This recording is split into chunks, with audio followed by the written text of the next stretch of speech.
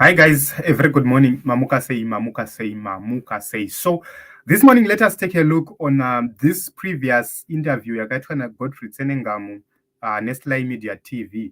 Pane a very important piece iripo yatiri kuda kushanda nayo today, so that patiri kuenda kuma elections vana veZimbabwe vazive kuti why are we saying Chamisa chete chete. It's not a matter yekuti tiri kuda create a cult yekuti chete chete, patiri kuti chete chete tiri kuti let us vote Nelson Chamisa overwhelmingly, because he is the man with a chance to unseat ZANU PF entirely. This is a man with integrity, a man with maximum respect for the people, a man with competence, track record. Let us hear from this video so that you understand the reason why we are saying they must go come this election.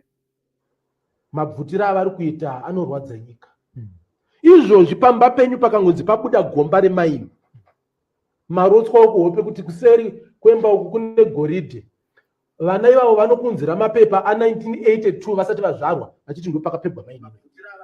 Vakutotora. Amai Mugabe ndiwo havo vakazenge varasika vakutorawo nemvura ipamazoe demu negomo vakuti gomo iri nderangu. But vaMugabe pachavo kuti uvawanire scandal yaunovati vakatora chanhengi vakazodini vakazodai vakadai.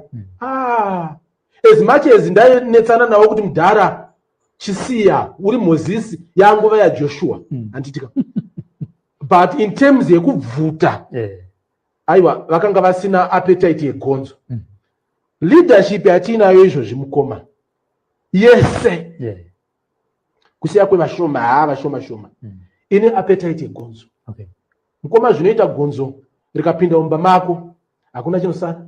Rinorova sutu yako yawakapfeka imukoma, hembe yekuchechi inoruma, yoruma tambo dzinoenda kuTV, yoruma kona yetable, inoruma magumbeza ako, iwe wacho yakarara. Usati zvokurara, chingwa norova, chibage norova, nzungu norova, dovi norova, maplastiki norova, iwe wacho wakakotsira yobva yakuruma tsoka. Ndo appetite ine leadership yatinayo mukoma. Kugoridhe variko, kumadiamonds variko, kufuel industry variko, kucommand agriculture variko, kuconstruction yemaroads variko, kumapharmaceuticals variko, kugasi variko, vari everywhere mukoma. Pese pawaenda unoziva kuti ndepamukuru nhingi, pano pawauya ndepamukuru nhingi. So ndinovati vane appetite yegonzo. Gonzo hairumire zvinhu zvinzara renge sina nzara kuda kunzwa kuti ichi chinoita sei, because kubvuta kwavari kuita mukoma hausi urombo. Kungoda mweya wekuda kuzviunganidzira, kungoti ndaanazvo. Mwari wobva vati what does it profit him?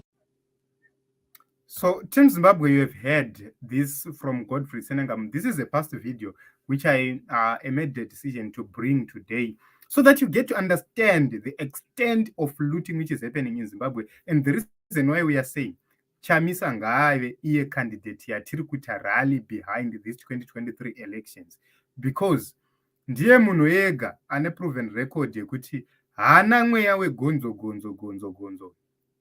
Iri timu iri guys rinoba. Chokwadi timu iri riri kuba. So as Tsenengamu clearly said, havasi kuba because of poverty or because kuti vane nzara. Iskiri rekuti toda kufinhura.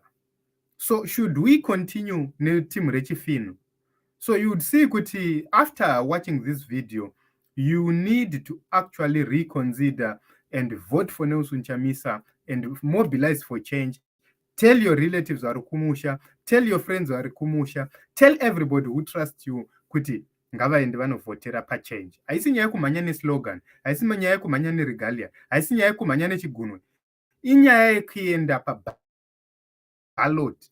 Unosvika woti kansela wachamisa, MP wachamisa, naiye wacho chamisa, so that we have total control of the government. Totanga kuvaka nyika tichienda kumberi. Vachamisa vobatanidza nyika, vachamisa vounza munhu wese on board. Then we begin to build this dear nation of Zimbabwe. Signing out, my name is Ronald Wekwamakusha.